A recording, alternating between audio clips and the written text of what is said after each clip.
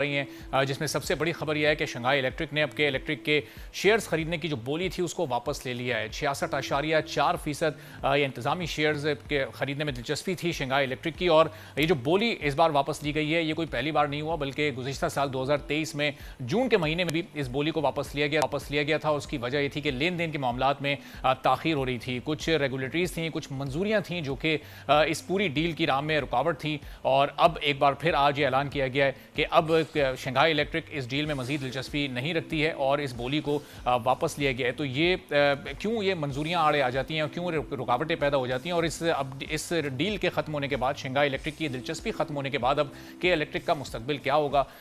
जो कराची की आवाम है वो पहले ही बिजली की बढ़ती कीमतों से परेशान है, सस्ती बिजली का वो हसूल चाहते हैं। अगर ये बैरूनी सरमायाकारी इसमें नहीं आती तो फिर किस तरह से के इलेक्ट्रिक को आगे चलकर चलाया जाएगा, इस पर हम गुफ्तगू करेंगे। अली फरीद ख्वाजा साहब हैं, चेयरमैन है के ट्रेड के, हमारे माशियात भी हैं। बहुत शुक्रिया अली फरीद ख्वाजा साहब, प्रोग्राम के लिए आपने वक्त निकाला। ये पिछले साल भी हमने देखा था, एक बार ये डील खत्म हो गई थी और शंघाई इलेक्ट्रिक ने अपनी बोली वापस ले ली थी। फिर 21 जुलाई 2023 को उन्होंने दोबारा से वो बोली की ऑफर दे दी थी। अब एक बार फिर, अब ये कोई 7-8 साल हो चुके हैं कि लेन देन का जो ताख़ीर है ये खत्म होने का नाम नहीं ले रही। इस सूरत हाल पर क्या कहेंगे आप, कैसी खबर है आपके लिए? आप सही कह रहे हैं कि ये जो डील है ये अब 8 साल से ऊपर हो गए और अभी तक क्लोज नहीं हुई।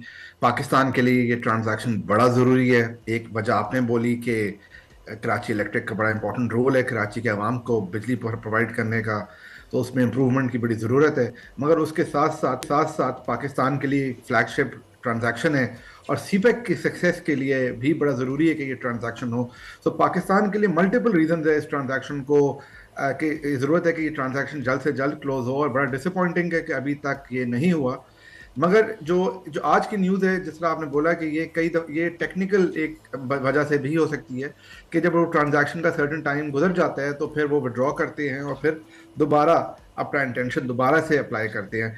तो ये ना सिर्फ पिछले साल हुआ, जबकि उससे पिछले साल भी और उससे पिछले साल भी ये होता रहा है कि उनका ट्रांजैक्शन को विड्रॉ करते हैं और फिर दोबारा वो सबमिट करते हैं। मगर जो बुनियादी तौर पे एक बहुत नेगेटिव बात है कि 8 साल से एक ट्रांजैक्शन, जो कि पाकिस्तान को जिस ट्रांजैक्शन की बड़ी ज़रूरत है, वो क्लोज नहीं हो सका।